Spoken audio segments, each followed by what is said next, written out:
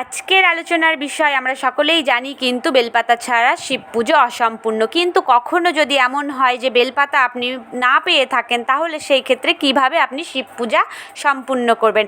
আমরা জানি দেবাদিদেব মহাদেবকে কিন্তু একটি বেলপাতা দিলে তিনি এতটাই সন্তুষ্ট হন যে ভক্তের সকল মনস্কামনা পূরণ করে থাকেন।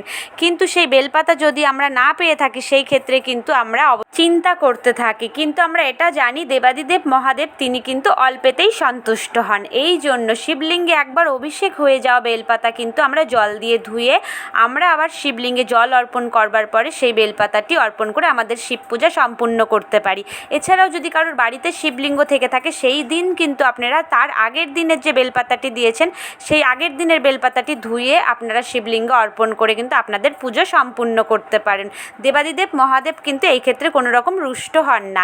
এই রকম ভিডিও পেতে এই চ্যানেলটি সাবস্ক্রাইব করুন। ভালো লাগলে অবশ্যই লাইক, শেয়ার, কমেন্ট করুন।